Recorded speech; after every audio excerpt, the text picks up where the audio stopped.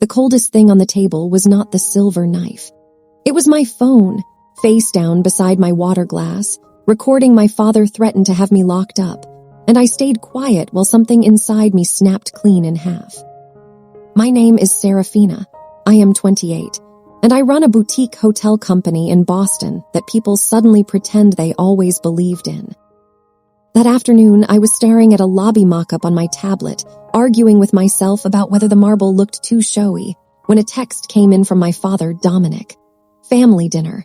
Wear something respectable. Be on time. No hello, no pride, just a leash yanked from miles away. My stomach did that old, humiliating twist. Even after years of building my own life, his disappointment still lived in my ribs like a reflex. I almost deleted the message. I almost chose peace. But then a second text arrived, not from him. From my little brother, Knox, one blurry photo. A document corner, torn and wrinkled, like it had been stuffed in a pocket in a hurry. Default notice, bridge lender, personal guarantee. A due date so close it made my mouth go dry. So that was it. He was not inviting his daughter. He was summoning a bailout. Micro twist number 1 hit me as I zoomed in. The lender was not a bank. It was one of those private groups that pretends to be polite while it eats desperate people alive. My father, the man who taught me to fear debt like sin, was drowning in it. I did not call my husband. I did not vent to a friend. I did not argue with the past. I called my attorney and said very calmly, I want you to buy whatever holds that note. Quietly. Today. By the time my car rolled up to the mansion, the windows glowed warm like a postcard lie. Inside, the dining room smelled like old wood, expensive candles, and the kind of silence that trains children to breathe softly. My mother sat with her hands folded too tight. Knox would not meet my eyes, which was how he said, I did my part, now survive yours. My father did not stand to greet me. He poured himself wine like he was still a king, and the world still owed him comfort. Yet his hand trembled just enough to clink glass on crystal. He tried to hide it by talking louder. I heard your little company is doing well, he said. Cute. Sometimes luck confuses girls into thinking they built something. Micro twist number 2 came when he brought up my husband, Reed, as if that name was dirt. He called him a leech, a nobody. The same man Reed used to be back when my father made sure no firm would hire him. I watched my father's eyes flick toward the grandfather clock, again and again, like time was an animal stalking him. Then he slid a thick envelope across the table. We need to protect the family assets, he said, in a voice that tried to sound caring. You have been under strain. You have been unstable. Inside were papers for an emergency conservatorship, statements describing my paranoia, my incompetence, a doctor's signature from someone I had not seen since childhood. My mother's lips parted like she wanted to stop it, but fear kept her still. Knox looked down at the china, jaw tight. My father leaned in, letting the threat land softly, the way people do when they want to pretend they are doing you a favor. Sign control over to me voluntarily, he said, or these get filed in the morning. Your investors panic, your reputation collapses, and I take over to save you. I lifted my water glass, took one slow sip, and set it down without shaking. My phone kept recording, quietly catching every word. I asked one question, the kind that sounds small but cuts deep. Why did you hate my husband enough to try to starve us? My father smiled, finally enjoying himself. Hate him? I did not hate him. I simply made sure he never climbed high enough to take you away from me. Boston is small when you know the right people. There it was, the confession, casual, proud, like cruelty was parenting. My pulse stayed steady. My face stayed calm. Inside, something sharpened. I did not argue. I did not accuse. I just let him keep talking until he felt safe. Quick real-life pause. Some nights I am editing and I want to quit, but then I see your comments and I keep going. Like, subscribe and tell me your city, state, or country. Okay, continuing.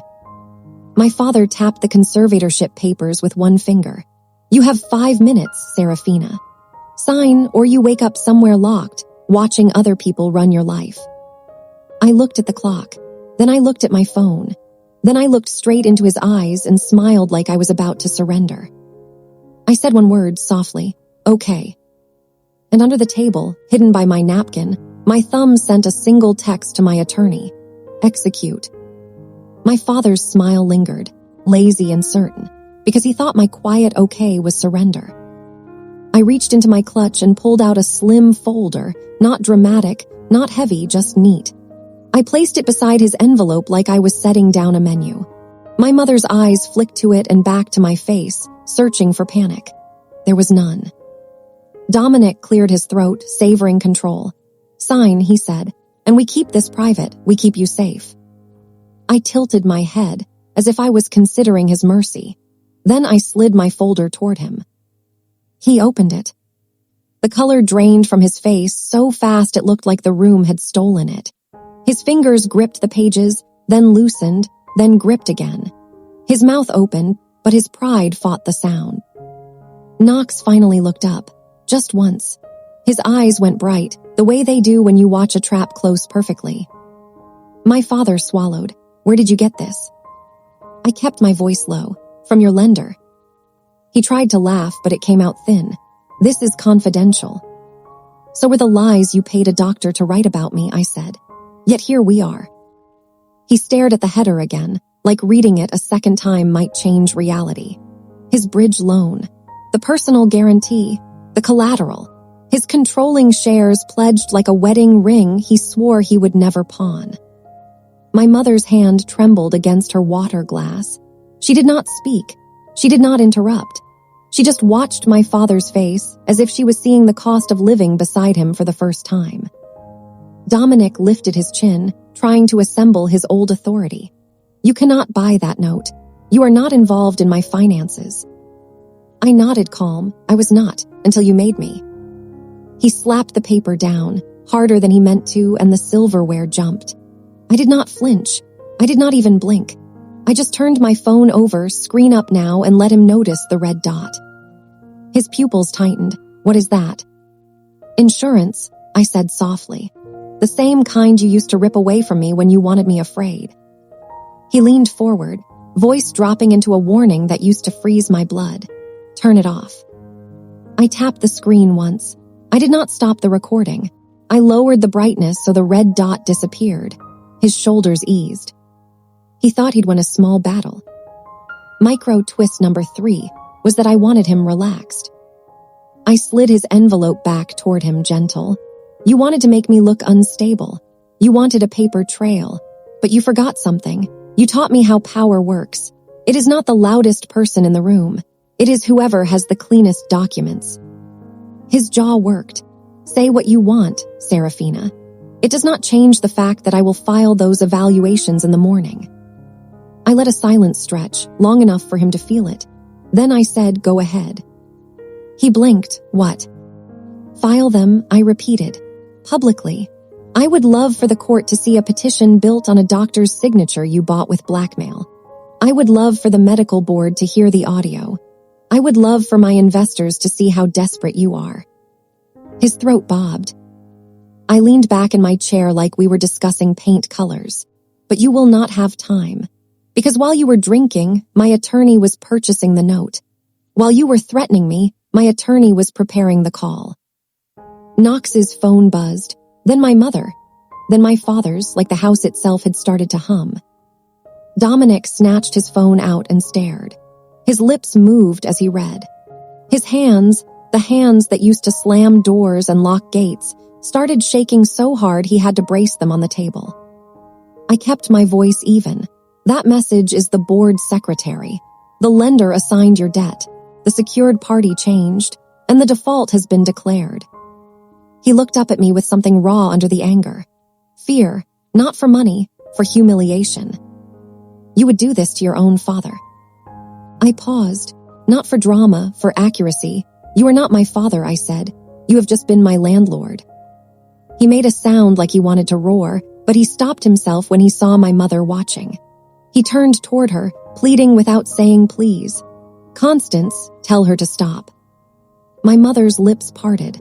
For a moment, I thought she might rush to his defense out of habit. Instead, she stared at the papers in his shaking hands, then at the envelope of lies he brought to destroy me. And she said nothing. That silence landed like a verdict. My father's shoulders sagged, and he looked older in a way money cannot fix. He tried one last move, voice suddenly sweet. If you back out, I will apologize. I will welcome you home. I will acknowledge your husband. I almost laughed, but I did not give him that. I just asked, where was that mercy when you were checking my credit report like it was entertainment? He flinched. He knew I could see him now, not as a god, as a man addicted to control. I stood, smoothing my dress. Here is what happens next. You will receive a formal notice tonight. Your access to your office is revoked at midnight. Tomorrow you may collect personal items with security present. You will not speak to employees about me. You will not contact my investors. You will not contact my husband. His eyes sharpened. Or what? Or I press play, I said, tapping my phone once lightly. And you learn what it feels like when the ladder gets pulled away. Knox pushed back his chair and moved beside me, quiet as a shadow. He did not touch me, but his presence said, I am not trapped anymore. I am with her. I walked toward the foyer, my heels steady on the marble. Behind me, Dominic whispered my name like it was a curse. At the doorway, I stopped and turned just enough for him to see my face, one last time. I said, you gave me 5 minutes to sign away my life, so I used 5 minutes to repossess yours. Then I stepped out into the cold night air, got into my car, and closed the door on the only kingdom he ever ruled.